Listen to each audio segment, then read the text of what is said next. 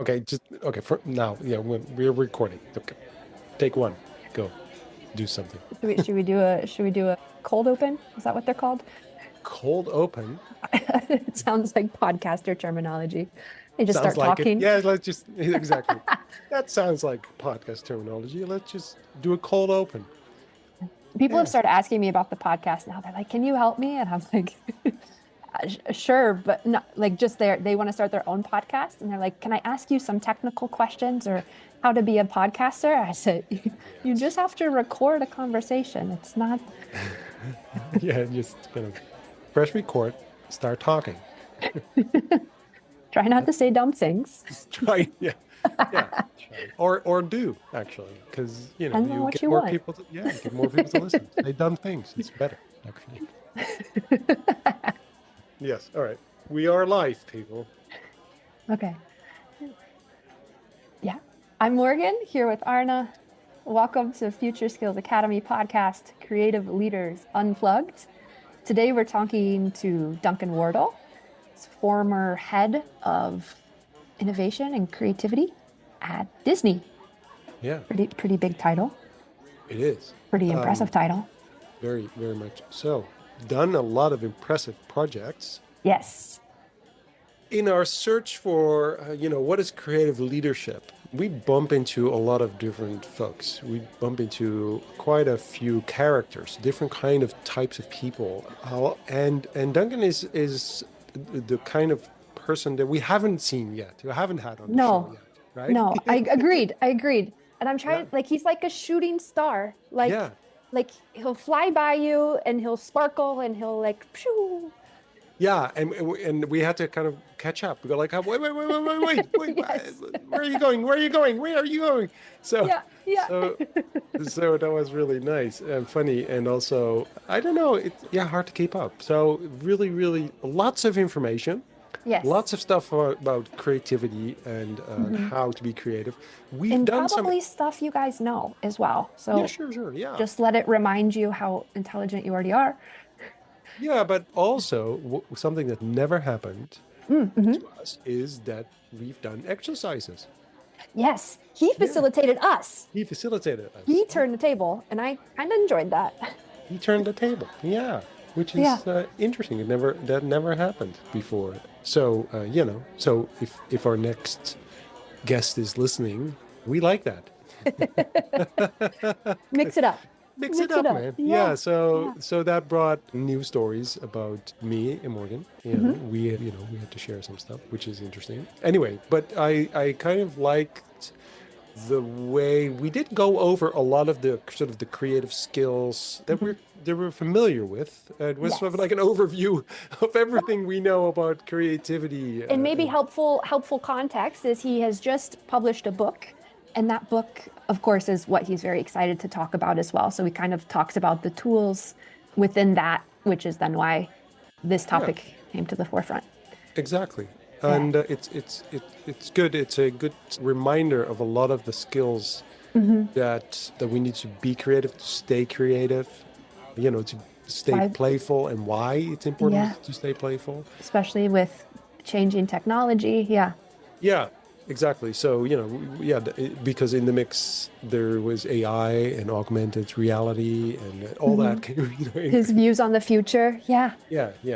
It was actually it's three podcasts in one, basically. Yeah. So much information, very fast, But in a very short time. Yeah. in a very short time. Yeah.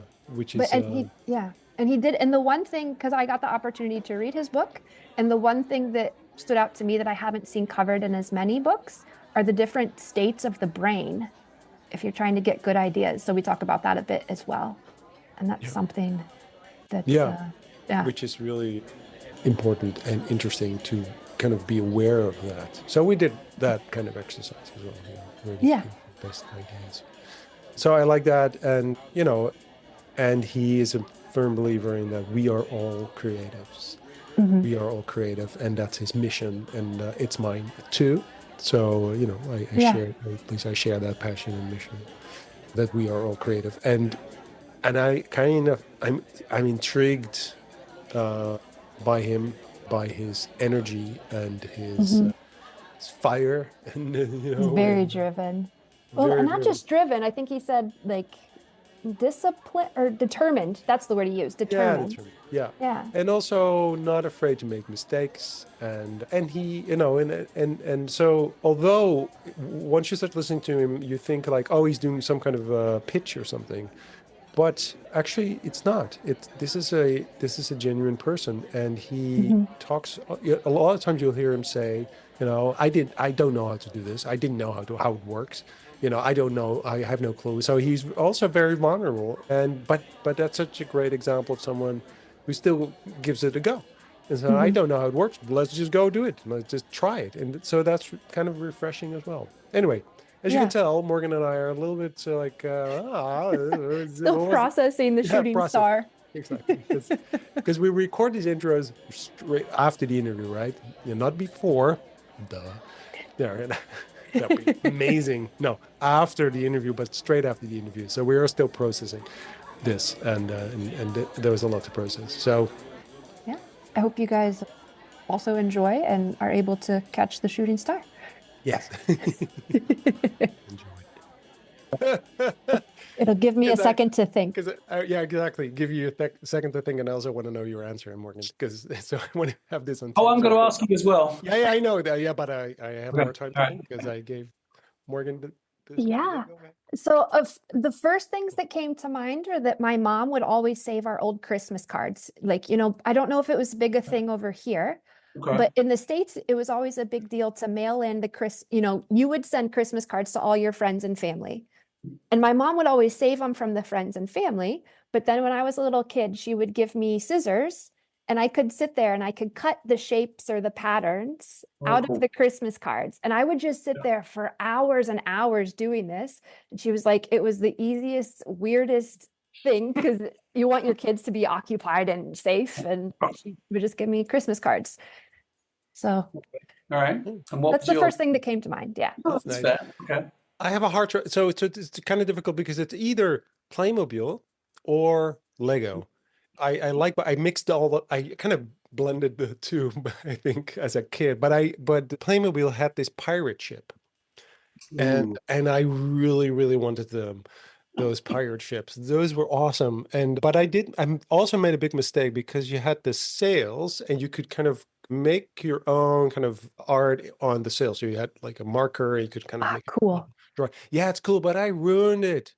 And which is sort of also part of, and What? I know, Oh, but I was never like I am now. Exactly. It's kind of interesting because thinking back of it, even now I do the same. I have like a beautiful notebook and like it's brand new and there's this new page and it's like, and I'm so afraid that the first drawing I make or the first thing I write is crap. And I'm like, damn it. And I did that with the sales and I always regret it because it didn't work out. I want to have this cool pirate logo or something and I ruined it. And I was like, so, but the pirate ship, yes, definitely. What? so the reason I ask is twofold. The first reason is to remind people of a time when they knew they were creative. And B, it's a whole lot more fun than going around going, "Hi, my name's Joe. I'm senior vice president of what. Who cares, right?" So Yeah. I actually get people to draw their favorite childhood toy, turn to the person next to them, and introduce themselves by talking about their favorite childhood toy. And the energy level in the room just goes up through the roof. It's ridiculous. And Yeah. then and the reason I do it is this: I wanted to prove something to myself that I believed intuitively, but I thought I need to prove it. So I've done this now 3 times in 3 different universities, usually with anywhere from 1,500 to 3,000 university students, somewhere between the ages of 18 and 24. And I bring in one first grade class of 30 little 6-year-olds, and I sit them right in the middle with their teacher, and I walk on the stage and I just go, "Hands up, who thinks they're creative?" Me, me, me, me, me, me, me, me, me. 30 little hands shoot in the air, and the other 2,000 to 3,000 hands never go up. And it's because we've been told we're not creative. And so it's incredible. We were all born, when you were given a gift, right, when you were a child. Did you have brothers and sisters, by the way? Yeah. Two younger Okay, brothers. Yeah. oh, I come have on. a So sister. the most important thing about the holiday was who had the biggest box underneath the tree. You didn't even know what was in it, but you didn't care as long as it was your box. And so, but this year it was your box, and it was the same size as you were. So it took you ages of time to get that toy out of the box. What did you spend the rest of the week playing with? Box. Yeah, of course it was. It was your rocket ship, it was your fort, it was your castle. It was anything you wanted it to be till you went to the number one killer of creativity and imagination, education. And the very first thing your first grade teacher told you to do is don't forget to colour in between the lines. It was the very first thing you were taught. And so the other thing, children are born creative. They're born with amazing imagination. They're also born very curious, very curious. What's the one word question a small child asks you again and again and again? Why? Why? Yeah, so because they know you lied the first time, that's why they're not Yes. stupid. So they are better than our data today. Outrageous Mm. statement. You can't get away with that. We spend tens of thousands of dollars. Yes, you do. And data's getting better and better and better. But data, you can't feel data, right? Where Mm. empathy, one of those very human traits. And so, if you were to survey 5,000 people, so I believe the insight for innovation, the core consumer truth, comes on the fifth or sixth why, which is why the child keeps asking because they haven't got there yet. And Mm. so, if I were to survey 5,000 people and ask them why they go to Disney on holiday, the number one response I'll always get is, oh, we go for the new attractions. Well, if I were just to rely on my data, I go spend $250 million on a capital investment strategy to build a new ride. But if I were to pause for a moment and act childlike, not childish, and say, well, why do you go for the new attractions? Well, I like the classics. Well, why do you like the classics? Well, believe it or not, I like It's a Small World. Oh, God, no. Why It's a Small World? Well, it was my mum's favourite. We used to go every summer. And I remember the music. Oh, God, no, not the music. Yeah, no, my mum loved it. And why is that important to you 25 years later? I take my daughter now. Boom. There's your insight for innovation. It has nothing to do with a capital investment strategy whatsoever. And everything to do with that person's personal memory and nostalgia. That's a communication campaign. But then we go to the number one killer of curiosity, education. And the next thing our teacher tells us to do is stop asking why, because there's only one right answer. I firmly believe, and again, this was intuitive until I did some work with Google on their DeepMind project. I'm working with a young lady who's probably half my age. She's from India. She's the lead engineer on programming their AI. Her brain is bigger than my house. I understood about 0.01 of what she said to me. But on one thing we agreed. What will be the most employable skill sets of the next 5 to 10 years? The ones that she will have the hardest time programming into AI. Guess what? We're born with all five. Imagination, creativity, curiosity, empathy, and I can't remember the last one off the top of my head, but it's there. But the education's killing them all. Education is killing the most employable skill Absolutely. sets of the next So, decade. so Duncan, what was your favorite toy when you were a kid?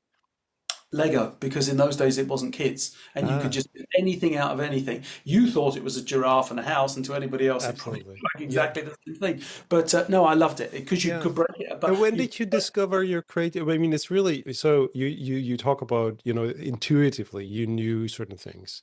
But what was the moment that, because obviously, as you said, we all start, when we were children, we're creative, we ask questions, we have all these things that and we just go for it, right? So you don't, I mean, like my kids, for instance, now they're a little older now, but when they were small, my son would, make a drawing, say, this is an elephant, and it didn't look like an elephant, but it's an yeah, elephant, right? So clear, there you go. Why would you argue?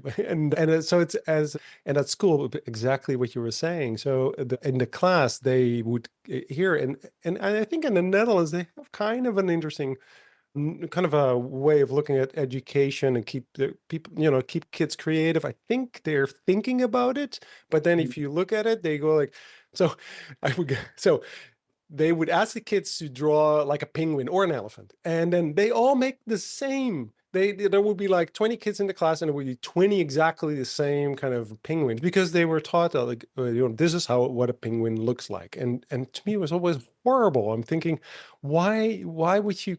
So it's like programming them as little robots almost. So because now when they were getting older, like my daughter, now she's 18, but I think when she was about 13, 14 or so. I mean, I remember that she would, all of a sudden she was like, I'm not creative. I can't draw. I can't draw.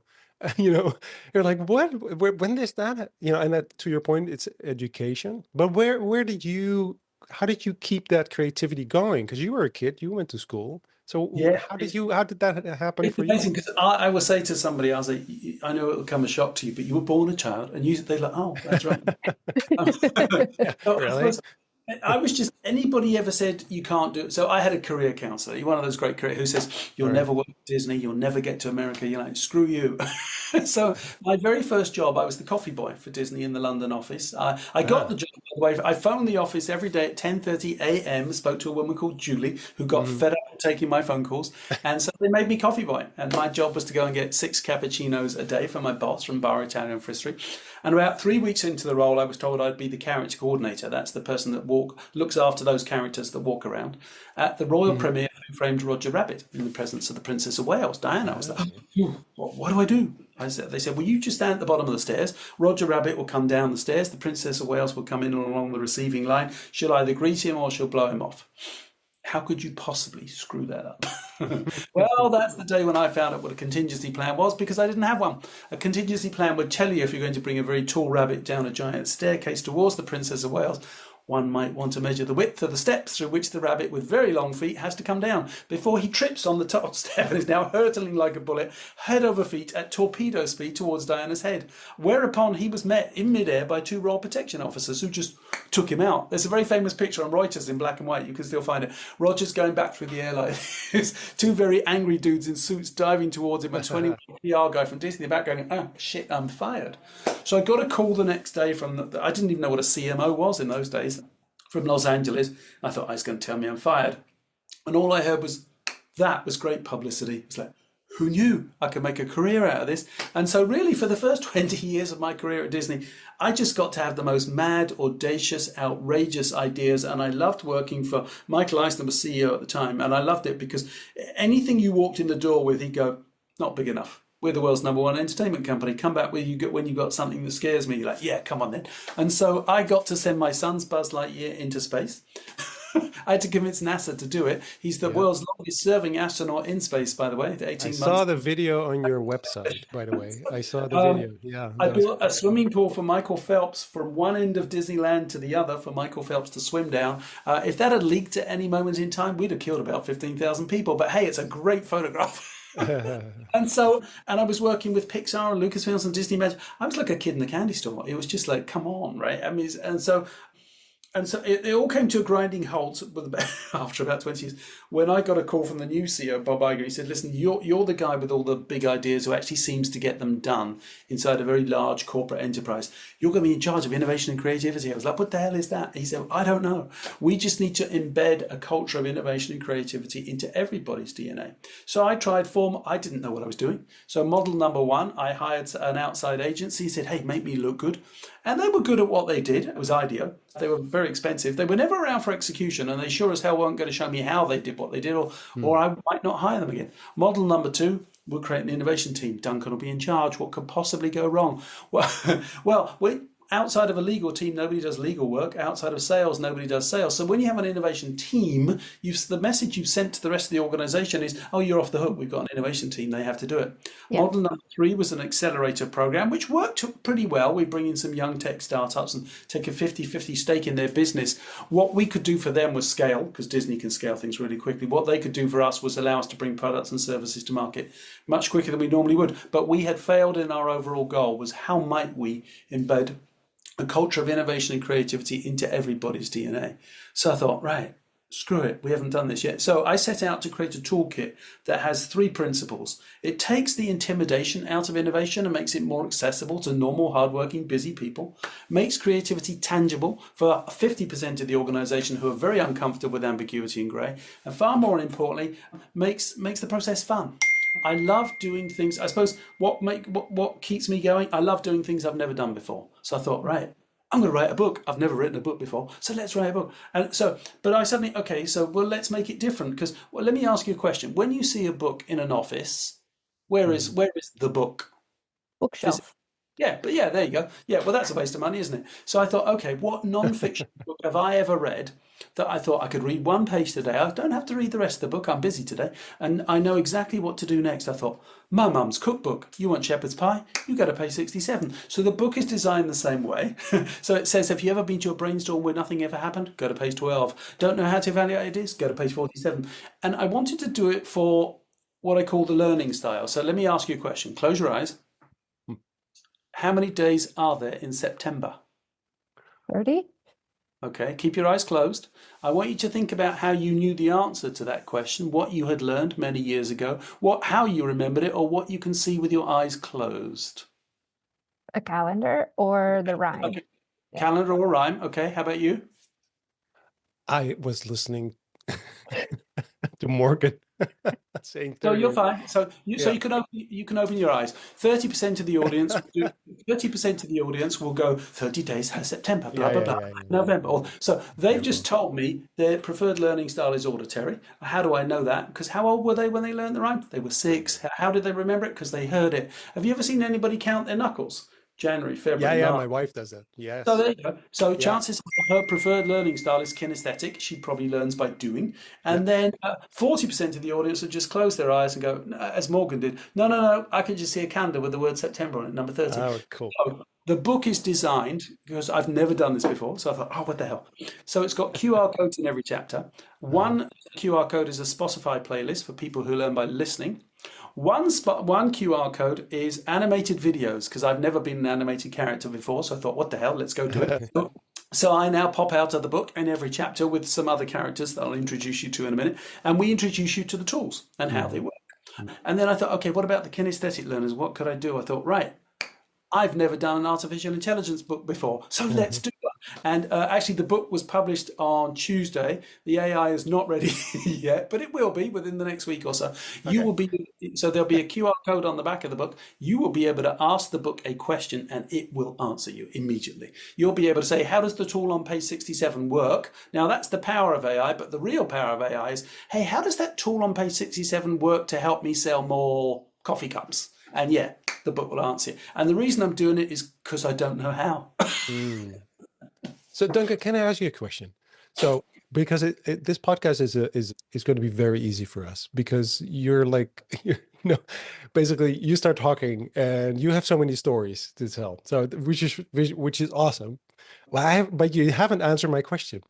My question was, how did you stay creative as a kid? Because a lot of, like you said, the big obstacle for people is, I think, if you look at, and no, and you've been there, you've seen, people in corporates, how they struggle with creativity, and they won't raise their hands if you ask them, well, they're creative.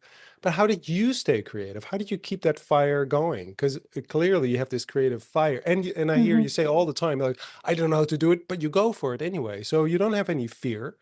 I mean, most people have a lot of fear of failure, and not because Yeah, I love Richard Branson. Right, I just adore sure, the sure, man. of course. I got to work with him 2 or 3 times. I'm actually my claim to fame is I broke his arm once. Oh, what? There's a He'll stunt for remember there's you. a, there's How a did you do stunt for the that? Indiana Jones. We were doing a stunt for Indiana Jones. He wanted to actually do the stunt, and everybody's saying you shouldn't do this, you shouldn't do this, you shouldn't do because this. Uh, You remember the sequence of the giant rock? I'm still haven't answered your question, but anyway, so I know, I know, but I'll keep going. No okay, worries, keep going. you see that giant rolling ball, and Indiana Jones is running. Yeah, he's my Well, hero. Listen, that's the only the movie I started. Actually, the first and the only movie ever I've been to with my father was Indiana Jones. It was all my right. Oh. childhood hero. Oh. Yeah.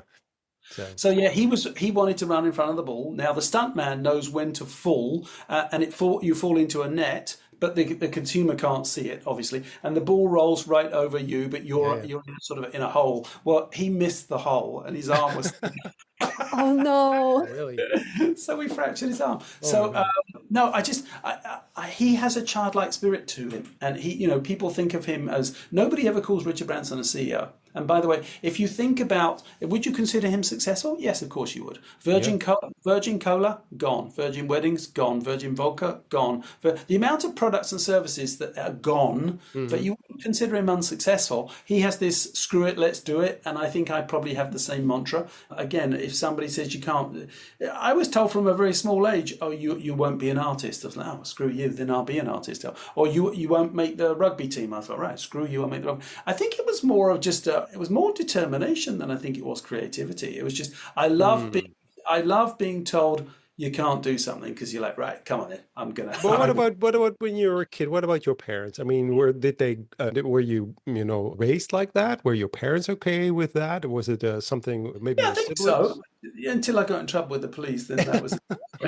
No, I'm just. So I remember I was walking home one day, absolutely so drunk. I was probably only about 16, and it was Mother's Day the next day. So I'd collected all these daffodils from the middle of the road, and I've got this gigantic, enormous sort of bouquet. I'm holding them like this, and this police car came up next to us. Oh, it wasn't a police car, and they had. I don't think I've ever told this story in public before. There was an unmarked car, but the British Bobby has the black tunic with the little shiny buttons. And Yeah. I said to my mate, that's not a police car. He goes, yeah, it is. I said, well, how do you know? He goes, well, look, they've got little shiny buttons. I thought, ah, shit. So the police officers step out of the car. I drop the daffodils, but I drop them literally all around my feet. And the police officer says, okay, son, tell me about the daffodils. To which I replied, perhaps not wisely, I said, what daffodils, officer? That's very funny. Yeah, that was the peak of my criminal career. No, look, it was Lego, it was drawing. I couldn't draw, but it didn't stop me from drawing. I suppose I was probably the horrible drawer, but it never Uh, stopped me from drawing. I drew a pirate ship. Thank you very much. I still have that sketchbook from when I was yeah. 6, 7, and 8 years. Cool. And the very first characters I drew were these people right behind me. It was Aw. Ah, Goofy, okay. Donald. I still have the very first drawings I drew of the Disney characters. I was obsessed with Disney from a very, very tiny age. I went to see The Jungle Book when I was probably about 5. The snake scared the living crap out of me. And so I think it's just storytelling. Walt's ability to tell a story Hmm. and deliver empathy within that story, and I was just fascinated by it all. And just it was the storyboards, it was the animation, it was I never stopped watching cartoons ever. I mean, Mm. by the way, the Jetsons, I don't know if you're familiar with the Jetsons, but they were made in Yeah, yeah, 19. for Yeah, sure. but look at the Jetsons today, 1964. She was doing FaceTime in I know. 1964. I Yeah, actually I robot started phone. watching it. No, I was looking at this because you can actually rewatch them now.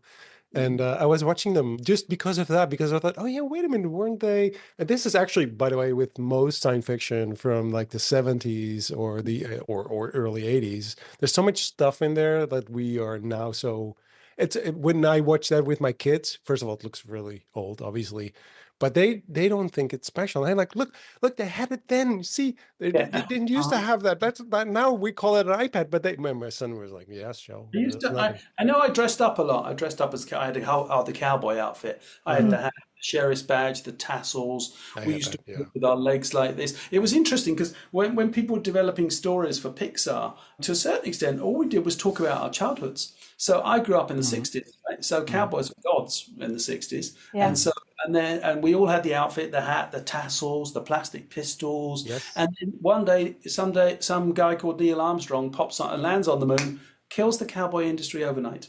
And that was the whole insight behind Toy Story. And then somebody else said, oh, I used to have monsters underneath my bed. You're like, oh, there's a story there. And so just simply by talking about our childhoods, people could come up with storylines, character development, and scripts Exactly.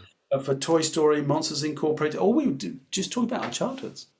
Yeah, absolutely. Because this is when your imagination is still, I mean, it's still open. It's such an interesting experience when I mean, with my kids, obviously, I mean, every day, especially when they're younger, but for them, everything is still possible.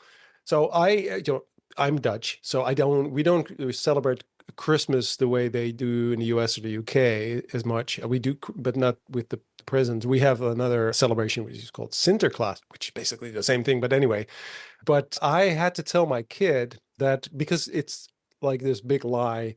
No, you Sinterklaas did. is a real thing, You and it's did. You did not. yes, we did, and I'm sorry and I am sorry for this No, because no. there was a moment in time where I had to tell them, and my daughter and my son, obviously, but I remember this with my son, and it really hurt me because it's on television and it's everywhere. It's a real Sinterklaas is a real thing, and it's blah blah blah. Anyway, so I had to tell them at one point.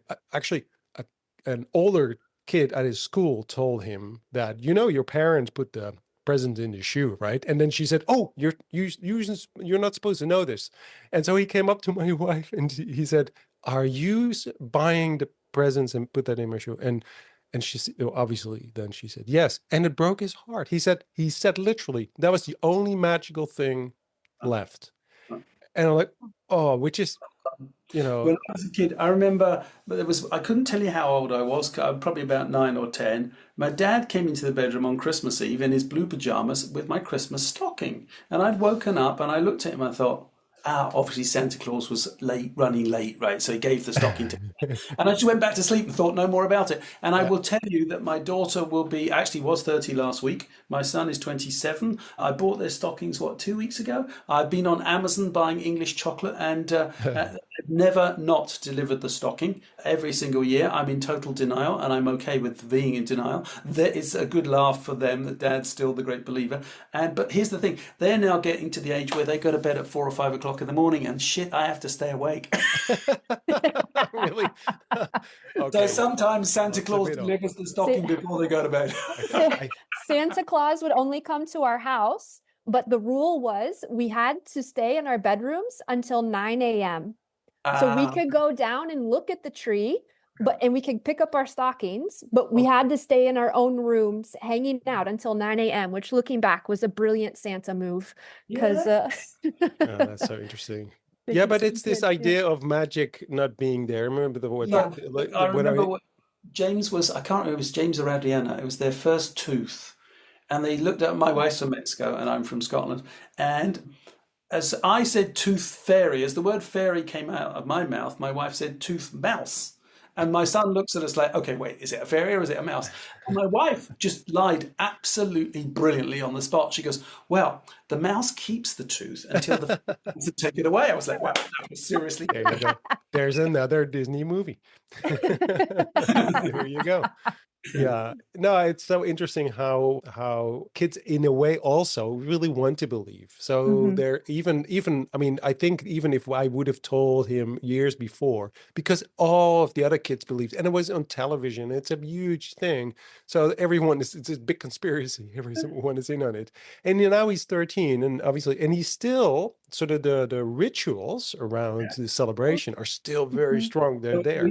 We were up in Helsinki last October, and my wife had never seen the Northern Lights, always wanted to see the Northern Lights. So we went up to Rovaniemi, which is the home of Santa Claus. Santa Claus Village is really there. It's in the Arctic Circle. And it was empty because there was no snow. It wasn't Christmas, so we were like the only people in. Hello. So we were standing outside Santa's workshop waiting to go in, and we were being typical cynical adults. But the moment they opened the doors and the big man was there, seriously, we were like 6-year-olds. It was pathetic. We're like, oh, Santa Claus. And it was so funny because we had a long conversation with him, and God bless him, he speaks every language on the planet, because I guess he has to, because he doesn't know where the kids are coming from. And right at the end of the visit, we're walking out the door, and he said, by the way, where will you be for Christmas? And my wife goes, oh, London. And we walk out, she goes, no, we're going to be in Mexico. Oh no, no presents. He can't find you now. Yeah, that's very funny. But you know what? I think adults want to believe too. We're just, as you say, like cynical adults, and we think too much about adult things. Like conspiracy theories are taking off, spirituality is taking off. We want to believe in something. So here's the thing. And that's the beauty of the Disney parks. And I don't work for Disney anymore, so I don't have to sell them. But when you walk in underneath the train station, here you leave the world of today and enter the world of tomorrow and fantasy. And you walk underneath, and there you are. And there's a castle in front of you. And there's cartoon characters walking around. And you just fall into it. It's the only place on the planet where you can see grown men wearing giant goofy hats, because you don't wear them in Rotterdam or the Harlem or the Hague because you look like an idiot. But the moment you walk through the doors, there you are. You're eating ice cream for breakfast with your 6-year-olds. And I think that's the beauty of it. I think some people are cynical of it. I don't see why. Again, I think play is one of the most important skill sets of this next decade as AI comes into the marketplace. Here comes AI. Look, we laughed at the blue collar workers because they didn't go to college. Well, the blue collar workers will be just fine because they use their hat. The white collar workers, on the other hand, and as I mentioned, I've been doing this work with Google. I firmly believe that the traits that make us human, whether it's playfulness, imagination, intuition, empathy, those were not the most employable skill sets of our entire career. They are now, because they'll be the hardest things to program into AI. Absolutely. Well, and it's almost impossible, really, because there is no lived experience in AI. Do you know what was interesting though? Because she said to me, she says, I'll program intuition first. I was like, oh, that hurt. How the hell are you going to do that? She said, well, it's based on experience, and eventually we'll build algorithms that build experience. Sure, yeah. I'm really curious about play though, because by definition, play is doing something without specific purpose. Spontaneity. No, listen. It's. I do think that education needs a real. Basically, I think education needs to be put away. No, I'm quite serious. I believe the future of education is gaming. Why do I believe that? Because today we walk into a classroom and a professor says, do you know in the year 2 AD, Julius Caesar was stabbed in the back by Brutus and the senators of Rome? And you're all asleep. But guess what? If you're now in a game, right, if you're in the game, and you could go and debate with the senators in Rome, and you could go and tell Julius, look behind you. We're going to make education fun. I think the future of education is gaming. I think the future of most industries is gaming. I think the biggest thing that's going to shake up our world in the next 5 years is going to be augmented reality, not virtual reality, because VR is not good enough yet, and it's an insular experience. Augmented reality is a shared experience. Yeah. So I don't know if you're familiar with the red wine 19 Crimes. It's a wine from Australia. It's I we have it should, in the supermarket. We actually, right. you can Well, buy so it. have you held your phone up to the label? No, I haven't. Ah, well, there Do you you are. do? Oh Is yes, there a and story? Oh, I oh didn't god, know yes. that. Really? Oh, yeah. Awesome. Because it's a beautiful label. It's such an interesting brand. No, no, no. I didn't know.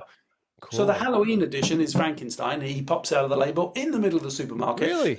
An animated Frankie on your phone starts talking to you, and so if you ask people, did you buy the wine or did you buy the experience? Everybody will say, I bought the experience. Well, it is the fastest growing #1 selling red wine in the United States of America. Really? Wow. Why? Because we create an experience. Now think about. I'm doing some work. Let's just say we won't name them because we'll upset people.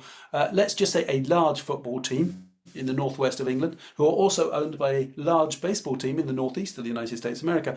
Their stadiums can seat, what, I don't know, 53, 60,000 people, but they've got tens of millions of fans around the world. And I said, well, what if you went to your fans? They're like, well, I said, look, it's so I don't know if you've tried the Apple Vision Pro yet. Now, it's too much money and it's too big, but guess what? It'll be the glasses that you're wearing within less than Yeah, 5 minutes. definitely. Well, so now, what if Johnny's sitting in? So I sat in the dugout of the baseball team live during the game. I was actually there next to the players. But no, I wasn't. I was in the Apple Store in London. So now, as the technology gets cheaper, and it will, and smaller, and it will, Johnny sitting in Cairo can pay $1 to sit on the halfway line at the back, $5 to sit down by the pitch, and $10 to sit next to the players. Augmented reality, and it's because it's you can sit, if you haven't done an appointment, go to your local Apple Store, get a half-hour appointment, stick it on. It's wow. Yeah, yeah. Wow. I mean, so, for example, the Dutchman, Mr. Vincent van Gogh. I was in the Van Gogh Museum in Amsterdam, I don't know, just before, when was it? I don't know, a couple of months ago. And this little kid, probably, I don't know, 3 years of age. And you know how they have those little wires at shin height just to stop you from going too close to the painting? It's that little one. So, well, thank God they did, because this little kid, he tried to swipe the painting because it never occurred to him that he could not. And I felt like a dinosaur. And I thought, well, hang on a minute. Never ask the consumer to do something they're not already doing. Everybody's got one of these. It's called a phone. Now, what if, right, Vincent van Gogh could pop out of the painting and say, rip his ear off and say, no, but now you're turning the museum into an experience. And so Yeah. I think augmented reality will be one of the biggest advances in technology and human interaction, because we're creating experiences versus products and services. I think the other one that people aren't watching, but they should, is 3D printing. There's a kid out in Houston, Texas now, printing houses in 5 days Yeah. for the same price as an iPhone, fully sustainable. And I'm working with the world's largest snack manufacturer on extrapolating oil and salt from your snacks within 3 years, but still making your chips taste as good as they do today. But you'll print them at home by the year 2032. Wow. Yeah. Wow. They've on packaging, production, distribution, and you'll But still pay that is Star Trek all over. I mean, that's the right. That's the right. yeah, Dr. exactly. McCoy. Yeah, it's only a matter of time. Yeah, That's really, exactly. yeah. Well, for sure. But still, it is. So mentioning Van Gogh, the interesting part of that is too that it's the story. So I was just thinking about what we were just talking about, that, AI, large language models, what have you, can obviously do a lot, and it's going to be smarter, smarter, smarter. It can do a lot of things that we can do, also in creativity and all that. But so, for instance, if an AI whatever tool would create something like a Van Gogh a painting, it's still not going to be as interesting as Van Gogh because of his story, his lived experience. He had a story. He had a brother. He wrote letters. He was frustrated. That story creates sort of the beauty of the art. So AI will never have that. So it won't have a mother. It won't have a friend he had a fight No, with. Well, And that's the and end of and the piece, isn't it? I mean, look, right, where, exactly. where I think we're all heading. I gave a talk, a TED talk from 200 years from now back to us about, I was asked to give a talk about where I thought we would go. Uh-huh. And I started it by saying, look, a couple of things. When you were kids, how many phone numbers did you know of your friends? Oh, I had them all in my head. A lot. Right. And your wife, your husband, can you tell me their phone number right now? No. No, no. Because our brain is like a hard disk, right? And it just figured out that this little thing called the phone will do it Yes. for us. So we've just freed up a little bit of space. Now we Hmm. talk about the number one barrier to being more innovative and more creative is I don't have time to think. Well, what the hell do you think AI is about to give you? It's going to do your weekly reports, your expense reports, your compliance.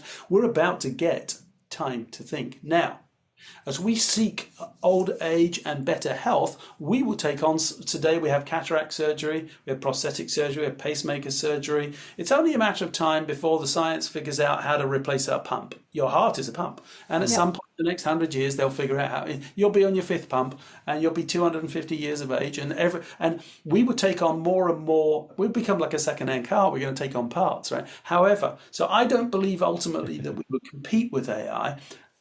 So why? Because here comes the Neuralink. It's already been tested, hadn't been tested in humans yet. Mm. Do you think your grandchildren will hold this physical object called a phone in their hand? No, of course not. It'll be embedded within them somewhere. And so now your brain will become, well, you'll know every meeting you've ever seen, every innovation you've ever witnessed, every creation. We will be capable of infinite thought as a human race, but we won't compete with AI. We'll merge with AI. The robotics and the algorithms will come in. The humans will come in with the same 5 skill sets we've got today: empathy, intuition, creativity, curiosity, etc. We will merge to become a superhuman race. Well, we already, I mean, so, I know the phone is not inside my body, but it's almost there. It's connected to me completely. So it might not be physically inside, but so we are already, in that sense, a little bit of an android kind of, because without this, I mean, if I forget my phone, I'm like, oh, this is the worst thing that going to happen.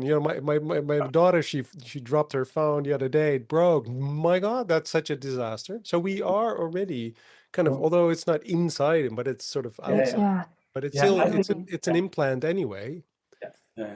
And the very interesting, which I mean, of course, there's all kinds of ethics and thought questions you can ask yourself with this. But then because AI is made from something, where does that source that we're willing to allow take over, and where will logical thinking be, right? Because Yeah, it's something as simple as forgetting your phone number now, right? It's just a phone number. But then will like our decision-making models change, or will we just default, oh, let AI make all the decisions for me? It's going to be so fascinating.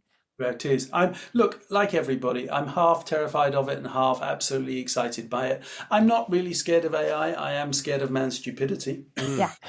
Yes, of course. Well, that's the point, right? That's the whole Well, thing. I yeah, mean, otherwise it's going to be, it would have been amazing because technology, and not just, by the way, quantum computing is, is on a totally different level, and merging that with AI and large language models. And I don't know what's going to happen there, but it's not the technology, because the technology can help so much in healthcare, and it can help us so much in fighting global warming, whatever crisis we want, except, to your point, it's the people, the humans that Yeah. we are. yeah. So I want to come back to the question you've tried to ask me 3 times, but Yes. because I finally, I'm playful. I've always been playful. People No might, kidding. oh yeah, no, I've got a We didn't lightsaber. notice that. We didn't notice that. I've got lightsabers. You name it, I've got it. I'm now. I suppose I'm more deliberately playful. But I was always. So, what is the importance of playfulness? Because people think, well, that I'm a leader, I can't possibly be playful. People won't take me seriously. So, close your eyes.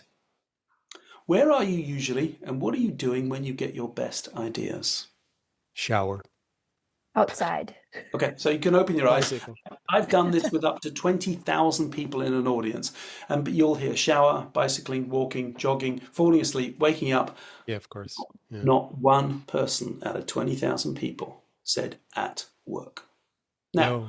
why do we never have our best ideas at work? We're paid to have our best ideas at work. Well, close your eyes again.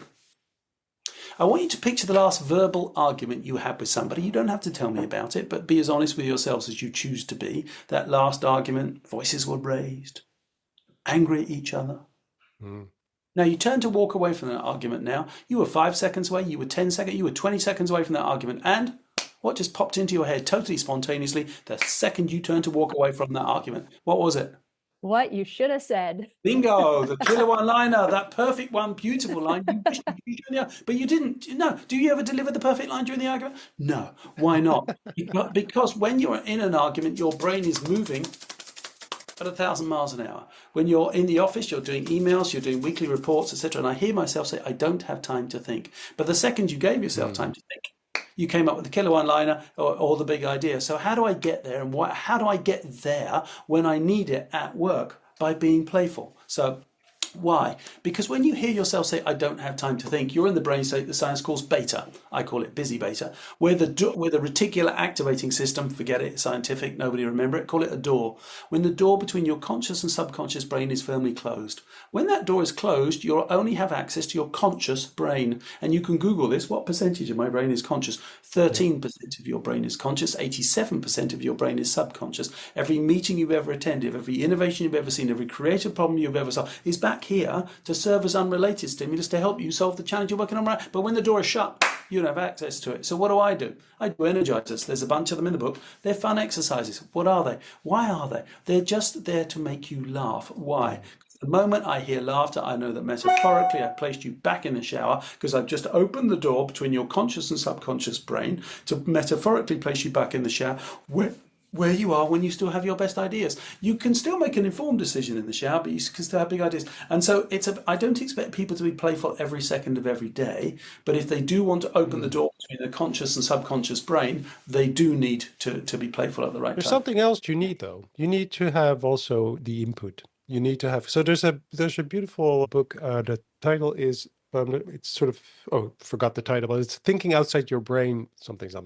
Okay. And that says, it talks about how your brain, we tend to think of our brain as maybe as a computer or, something like that. But her argument was, your brain is locked in this dark room and it doesn't see or hear or nothing. Everything comes through the senses. So your thinking actually happens outside your brain, where you are in context, where you meet people, where Yeah. you hear stories, where you're in a light room or a dark room, you're walking, you're in nature or wherever. And that's your input. And that gets into your brain, and that turns it into stories, into the ideas. But the input so the people you meet, the traveling that you do, all that's the resource. That's what you're Yeah. thinking. But there's Yeah. one other thing, it's silence. So it's Mm. also about that we don't listen often enough. So I was doing some work for a big corporate, and I was just so interesting that it's a sportswear company, and they were going to stores in Canada to basically ask the stores to kind of start selling this new product line, which is for winter. And because in Canada it's really cold, and if you do sports, you need to have, other kind of gear because it's so cold. And I told them, okay, great, do your PowerPoint, do your presentation, do your pitch, and tell them to sell this new product line. But also, because I know you have to tick that box, but also just sit, don't do anything, observe, listen, and have stories, and just ask open questions, and don't, and every time you ask a question, just count to 5 in your head. Let the silence, it's awkward for us. Let it sit. And people will start talking. And they came back and said, Arne, one thing, a lot of things happened, but one thing happened. In Canada, they don't do sports outside in winter. They go indoors because it's too cold. So like, interesting. So, Yeah. you need to have also, the ability to reflect and to sit and just to kind of sit outside and watch people and observe, and that you need that input. So I love that idea of thinking outside happens outside of your brain. Yeah. Yeah. Kind of interesting And I way. think, and Duncan, because I got the opportunity to read your book, and there's so many brilliant things in there. But one of the things that I haven't seen covered in as many other books are these brain states that you're talking about. So can you quickly, because I think there's 3 brain states that you Well, talk yeah, about. Yeah, so busy beta is the one where I hear myself say I don't have time to think. It's the rational side of our brain that allows us to make rational decisions. The alpha state is the best brain state for creativity at work. It's when you just open the door just between your conscious and subconscious brain. How do I get there? By being playful at the right time. For those people who said falling asleep or waking up, that is known as theta. I call it thoughtful theta, where the door is even wider open between your conscious and subconscious Mm. brain. It was actually practiced by Thomas Edison. If you know the expression "when the penny drops," he used to. It came from Thomas Edison. He used to fall asleep at night, seated with a penny between his knees, a tin tray on the floor, and as his muscles would relax as he fell asleep, the penny would drop, and he would write down whatever he was thinking. And people think, "Well, that's stupid. I'd never do that." Well, okay. Well, who had over 100 more patented inventions in the 20th century? Salvador Dali. He used to fall asleep against his easel. As he fell asleep, he'd fall over. That would wake him up, and he would sketch whatever he was dreaming. Of course, I want to know if he was smoking before he went to bed. But he's not an unsuccessful artist. If you're one of those people who gets your best ideas as you're falling asleep or waking up, keep a notepad by the bed because you promise yourself Yeah. you won't be by 6 o'clock in the morning. Far more importantly, when you're working with your colleagues on a particular challenge, don't brief it in on the day because that door is going to shut. Brief it in a week in advance or 2 weeks in advance because you know they're going to go to all those places they go when they have their best ideas. And then, yes, there's dreamy delta. Yes, science is doing a whole lot of experiments about what the hell was I dreaming about last night? It was a weird one. Oh, yes, somebody stole my car. Anyway, and I can remember it, but most of the times you wake up and you can't remember it. So that one, I know there's Yeah. a lot of scientific experiments around it, but probably not the best brain state for creativity at work because your boss will wonder why you're asleep. But no, but Billable hours. Yeah. those are the main four ones. The main one is Amazing Alpha. Again, I don't expect people to be playful every second of every day, but I do expect them to be playful when they're trying to develop new ideas. Yeah. And I think if you can combine that knowledge of these different brain states with also with what Arna is talking about, right? Get yourself around good input and listen to each other. Mm. It's not only coming from yourself No, because they thought no, a winter line was going to be brilliant. no. Then they went and talked to some Canadians and they said, no, we stay inside. Well, yeah, but also if you haven't traveled, so travel, for instance, if you go Yeah. and live in another country, just just understand that there are different realities out there, and Mhm. so just that notion of, oh, wait a minute, my world looks like this, but if I travel to another country, another culture, And Yeah. yeah, I also think spending time in the living room of one of your consumers. Why? I don't believe in focus groups. I think they're a total waste of money. Why? Because there's a room with no windows and no doors. It's not a very relaxed environment for getting honesty out of consumers. Also, we tend to fill them with strangers. Well, strangers don't tell the truth as individuals, but you Mm. know when you're sitting next to your loved one, if you BS somebody a bit, your loved one turns to you and go, no, no, no, no, and Tell them the they truth. you get honesty out of couples that you don't get out of individuals. Now, we were tasked by, and this speaks to intuition. Our task was to, let's see, where are we going? What's the power of intuition? So, have you ever stared at the back of the head of somebody that you thought looked really hot and they immediately turned around and looked at you? You had to look away quickly? Of course you have. We all have, right? But you have 120 billion neurons in this brain, the one Uh-huh. inside your head, and 120 million neurons in this brain, the one with which we say we made a decision based on our gut. So, what's the importance of intuition in an AI-dominated world, and spending time listening with your consumers? Well, we were tasked by Disneyland Paris to get more people to come more often, spend more money. Our data told us who could afford the brand, who had an affinity to the brand, who'd been shopping on, who was 10 out of 10 of them coming this year. But they hadn't come. So my intuition told me they were liars or procrastinators. Let's go find out. So we went to go and live with 26 different families for a day. And actually, let me just ask you a question. You both have kids, right? Hmm. No. Okay. I have So Anna, Anna, how do I pronounce your name? Arna. Yes, Arna Yeah. is good. Close your eyes. There's a favorite photograph of your children. It's a physical one, not a digital one. It's in your house or your apartment somewhere. It's the one that makes you smile every time you think of it. Which room is it in? Living room. Is it on a wall, a bookshelf, or a table? It's it's on a bookshelf, kind of. On a Yeah. bookshelf. Okay. Is it in a frame? No. Okay. Well, can you describe the photograph to us? Yeah, it's a vacation photograph of my kids. We are on a boat Okay. in Italy. How many children are in the photograph? Two, Two. Boys or girls? one girl, one boy. Can we name them or would we prefer that we don't? Benjamin and Julia. Benjamin and Julia. How old were Benjamin and Julia the day that photograph was taken? And so she was probably, let me calculate, 16, Yeah, so 16, so he is 11.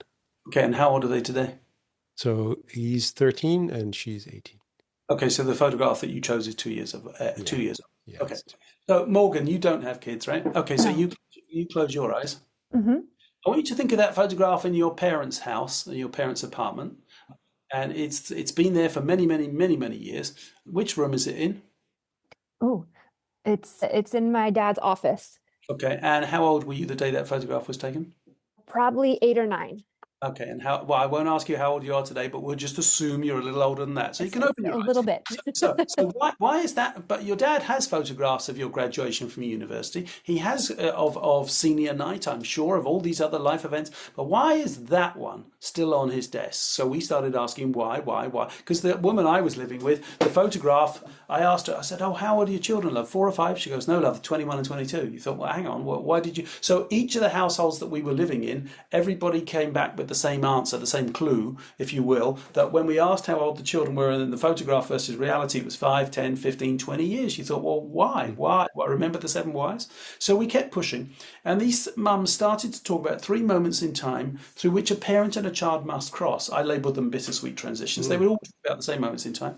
I remember where I was. I'm a dad. I've got intuition. I know where I was the day my son came around the corner and with his eyes half full of tears, just as yours did, and said, "Are you Santa Claus?" He was like, I remember what now, Morgan. You Oh, do not remember where you were on this day. Uh, Yeah. wait, out of your children, who is the girl is how old? 18. 80. Oh, that's happened to you. Okay, so Morgan, however, does not remember this day. It was one of the most poignant moments of her life, but she doesn't even remember where she was. I do. Why? Because I'm a dad. I was outside Panera, Clinton's Crafters, and Michael's. It was a Tuesday morning. Adriana was 13. She was on my left hand side the day.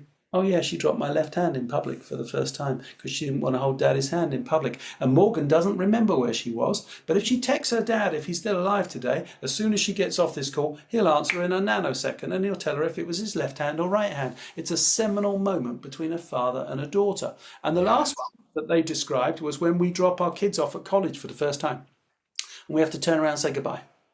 And we smile and we hug them and tell them how much we love them. And then we walk out to the car park and cry our eyes out like everybody else. So our going in hypotheses based on data and data alone was, and not listening, was if we build it, they will come.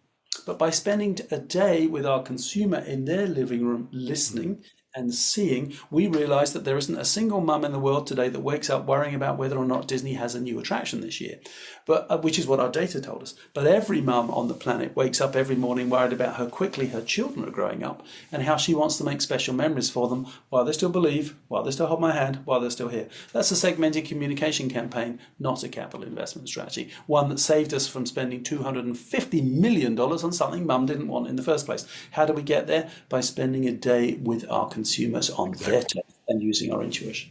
Yeah. Yeah. Yeah. And Yes. there's so many really powerful stories like this. The more I'm around design and hearing how do you come up with brilliant ideas. And it's through this connection that you can have with other people, right? The data wouldn't have led you there. It was through connecting. Oh, tell me about this photo above your fireplace, or tell me about your kids. And I think that's something, especially because I teach at a university now. So I'm seeing, a bunch of 18, 19, 20-year-olds, and they're longing to have this connection with each other. And you guys both, grew up, were young adults. You had that moments of connection. Okay, everybody's out after the football match. You can bump into somebody on the street, or, oh, people are at a concert. You can have this connection. And so I'm very curious how we can maintain that. So the next time you have a class, put on some music and give them a piece of paper and a pen and give them 30 seconds to draw their favorite childhood toy and turn to the person next to them and tell them why. And the energy level in the classroom will go up through the roof. And what you're doing is reminding them of a time when they knew they were creative. Mhm. Yeah. Yeah. So yeah, because yeah. So now I'm thinking about my kids. Like, oh no, because my daughter just had a gap year, which was one of those moments when she left to travel throughout Asia, and it's so interesting. She just returned after two But months. here's what you Yeah. can do. You know, when we go into a meeting, we go, my name's Dennis, nobody cares. So you could do it with your kids. You could do it in the next meeting. If you've got a Yeah. small group of people, get them to draw their favorite childhood toy, get them to put their name on it. Actually, so now remind me, yours was, what were your toys? Mine was, or the pirate ship, the Playmobil. Christmas Pirate cards and ship. playground. So imagine, so you've been in a meeting, or you could do it with your kids. You get them to draw the favorite childhood toy, and but you get them to write the name of the toy in case you don't recognise the illustration, and get them to write their name on it because there may be more than one Robert in the room. And then on December 20th, a box arrives at your personal home address. It says, do not open till December 25th or whatever day you choose. You take the box into the house. You open the box on the given day. There is a letter from you saying you are creative. Thanks for a great 2024. Can't wait to see you again in 2025. Underneath that is your appalling piece of artwork that you drew at that meeting 6 months ago that you forgot. And underneath that is your Playmobil pirate ship. I have had grown men crying their eyes out on tricycles on Christmas Day because I went to the simple gesture to find their favourite childhood toy. Yeah. Yeah. Oh, that's so interesting. That'd be such an interesting He's going to go to experience. eBay now and start trying Yeah. to. Well, just finding those toys, especially. Yeah. I mean, try and find that pirate ship. I mean, I did because my parents Yeah. basically gave it away. Because I actually a few years ago I asked my parents, like, "Oh, my pirate ship, is it still in the attic?" And my mother was like, "Sorry, we gave it away." It was like, "What did you do?" Because I was really curious. And it's like, so I don't know. I have this with music as well. I remember playing. So we had at home, we had this Commodore, sort of a computer. My father could bring that from home. Commodore. Yeah, and I had this play. So we were playing games. There were, very simple but amazing games we could play on the computer. And but I remember also the music I was listening to at the time. And Okay. if I hear that music, I'm back in that kind of that space again. Yeah. It's such a Dancing Queen, yeah. Well, actually, it was yes. Oh, wow. Close to the edge. So very different kind of yeah. And Just famous last words.